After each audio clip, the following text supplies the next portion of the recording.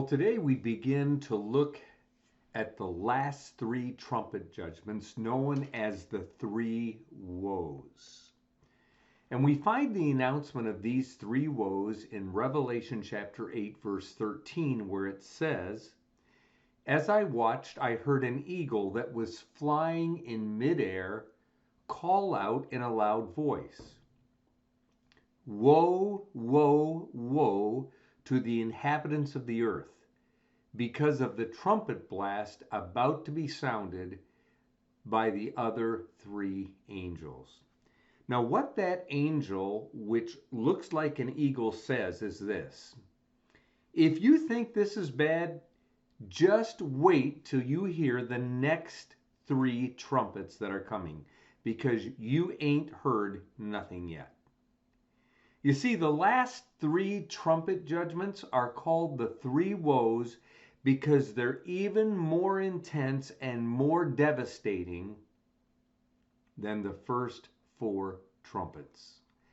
And today in our time together, I want to look at trumpet judgment number 5, the first woe. We're told in verse 1 of chapter 9 of Revelation, the fifth trumpet sounds and a star falls. It says this: "The fifth angel sounded his trumpet, and I saw a star that had fallen from the sky to the earth. The star was given the key to the shaft of the abyss," or what we call the bottomless pit. Now the question is, who is it that falls? The answer is that it's Lucifer, or as we know him, Satan, the devil. And we're told that he is given the key to the abyss, or to this bottomless pit. And you know who's in the bottomless pit? The demons, or what we call fallen angels or evil spirits. All of those terms refer to the same, to demons, who sinned grossly against God. And because of the heinousness of their sin, they have been bound there in this abyss, or the bottomless pit, by God, and they can't get out. But the key to this pit, or to this abyss, is going to be put in the hands of Lucifer, or Satan, during this second half of the tribulation period. And in the fifth trumpet, the first woe, Satan is going to go down and unlock this bottomless pit, or the abyss. And what's going to happen is all these demons who've been bound there for thousands of years are going to be released. They're finally, after all this time, going to be let out and be freed on the earth. And it says in verse 2, "When he opened the abyss, smoke rose from it like the smoke from a gigantic furnace. The sun and sky were darkened by the smoke from the abyss." Now, the word smoke in Revelation can refer to holy things, but it's more usually associated with judgment. And this huge amount of smoke rolling out from the bottomless pit symbolizes literally the corruption of hell itself. And it becomes, this massive smoke belching out from this pit to pollute the world in the form of these demons who are about to be released to wreak havoc on unbelievers living on the earth. And then in verse 3, we're told they're like locusts, just this horde of locusts oozing out of this abyss. It's like a plague because there's so many of them. And in John's vision of this, he sees this new terror emerging as these demons literally come up out from the bottomless pit in such massive numbers, such great numbers, that they're compared to a swarm of locusts.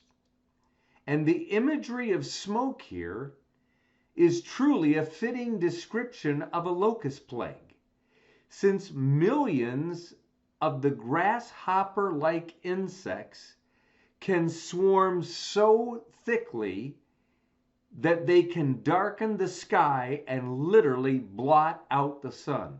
And they turn day into night because they are so dense.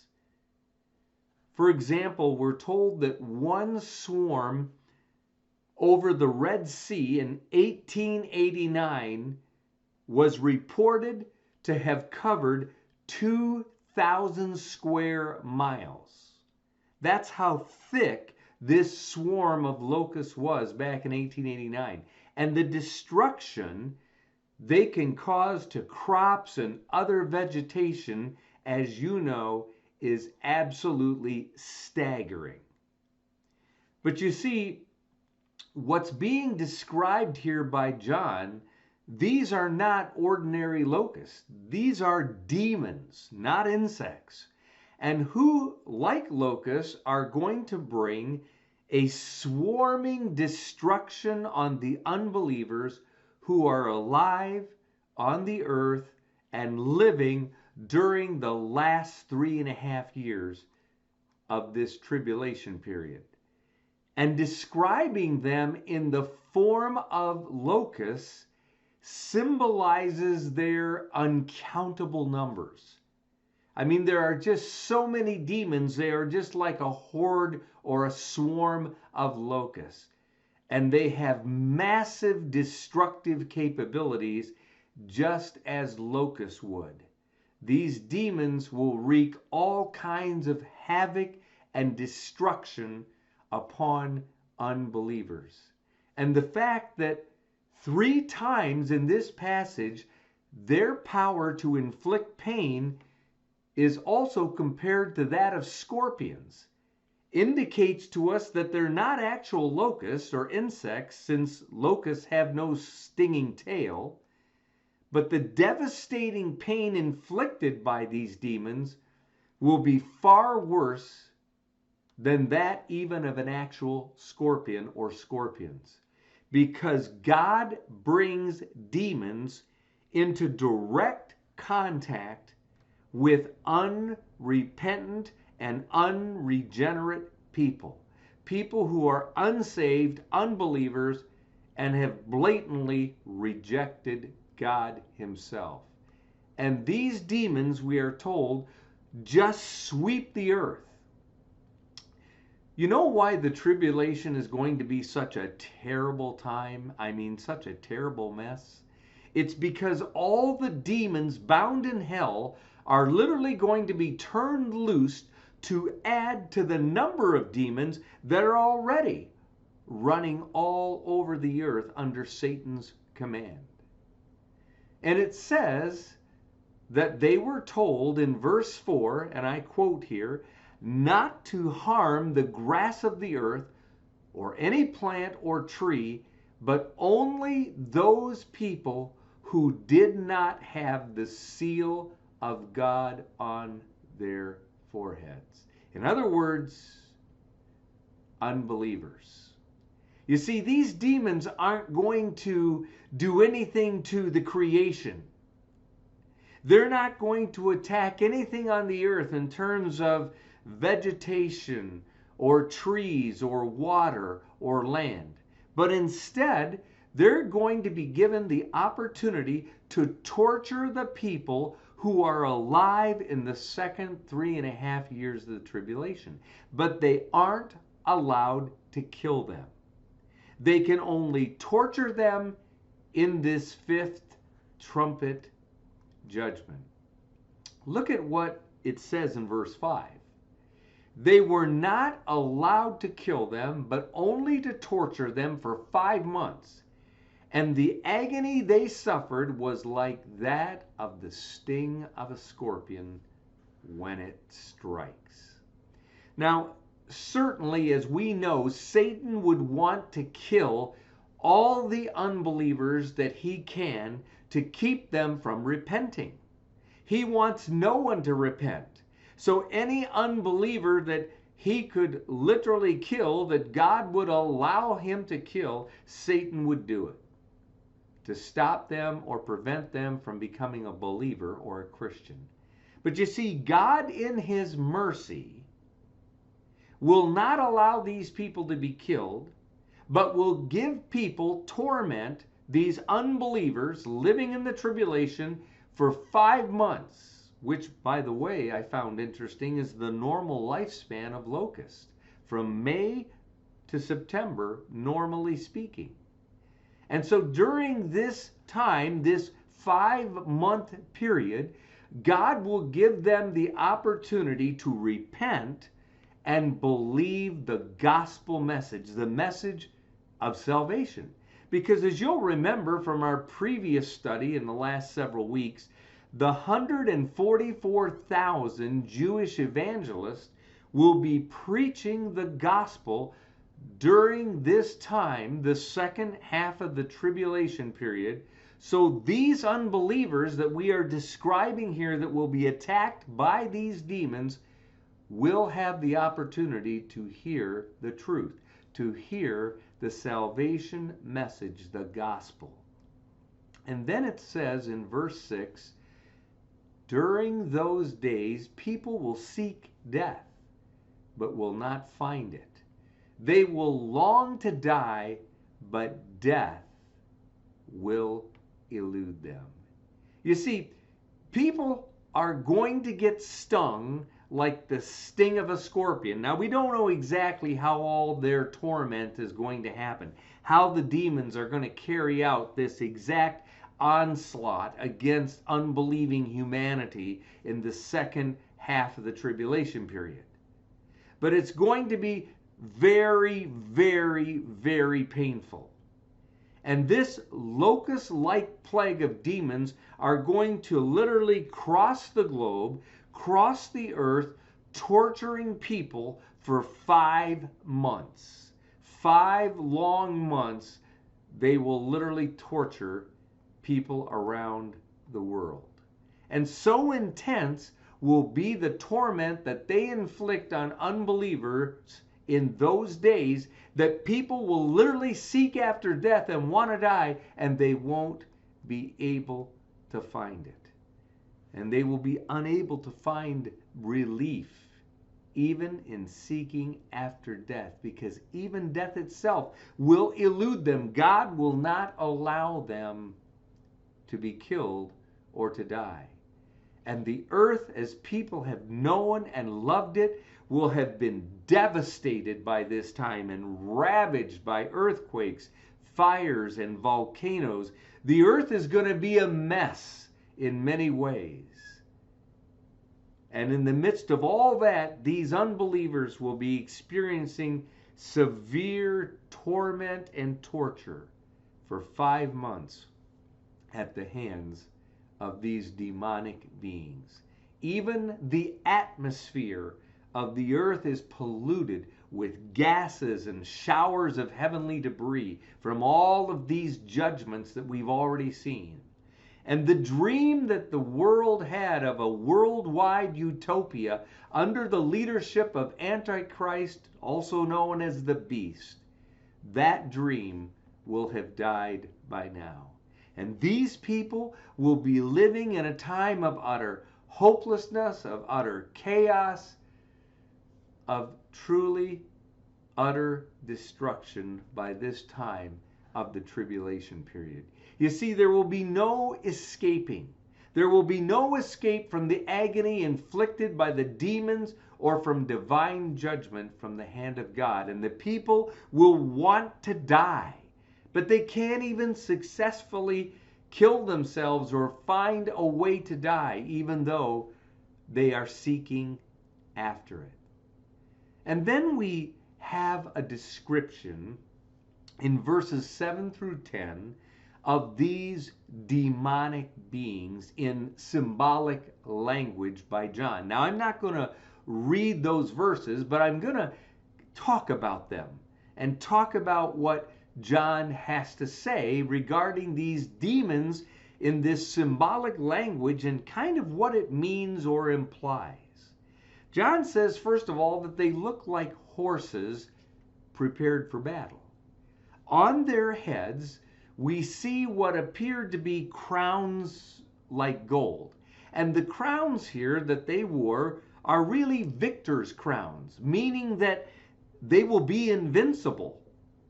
Mankind, humankind, will not be able to battle these demons and stop or prevent them from what they are doing in the torture and torment that they are inflicting. They will be invincible for these 5 months. People will have no weapon that can harm them, and there will be no cure for this terrible torment they inflict. It also says that their faces were like the faces of men, which indicates that these are rational beings. They're not insects. They're not locusts. They're not scorpions, but these are demonic beings, rational beings, because the faces of men tells us that. It says, according to John's description, that their hair is described as being like the hair of women, which likely emphasizes their seductiveness. You see, the glory or the beauty of a woman is her hair, and she can use that to even become more alluring. And so these demon-like creatures will be very slick. They will be very seductive, and they will con people and fool people and turn those opportunities into ways of attacking them. It also says that they had teeth like the teeth of lions, which simply means they will be fierce, they'll be powerful, literally tearing apart their victims. When you think of a lion, it tears apart its prey. It says that they were also wearing breastplates of iron, which are designed to protect, as you would know, the vital organs of the soldier with this breastplate. And here, again, it symbolizes their invulnerability. These demon-like creatures will not be vulnerable. They will be invulnerable. And in a further metaphor or picture, John compares the sound of their wings to a mighty moving army. And he says that it sounded like the sound of chariots or many horses rushing to a battle. You see, the point of this description by John in verses 7 through 10 is that there will be no escaping their massive, worldwide, and powerful onslaught. These demons will literally be unchecked for 5 months. And the whole reason for this comparison of the demons to scorpions is to stress that their sole mission is to hurt unbelieving people for these 5 months straight. And then it tells us in verse 11, they had as king over them the angel of the abyss, whose name in Hebrew is Abdon, and in Greek is Apollyon. That is destroyer. Those names literally mean the destroyer is their king, the king of the abyss, the angel of the abyss, the angel of the bottomless pit is known as the destroyer. And this is obviously another name for and a reference to Satan himself, who will be their king, the king of all the demons. And my friends, if you think that's bad, there are still 2 more trumpet judgments yet to come. And so this is where we end for today. But next time that we are together, we will pick up with and deal with the second of the 3 woes, as well as to discuss this period of interlude in chapter 10 through verse 14 of chapter 11. So I look forward to joining you the next time as we continue our study of the three woes.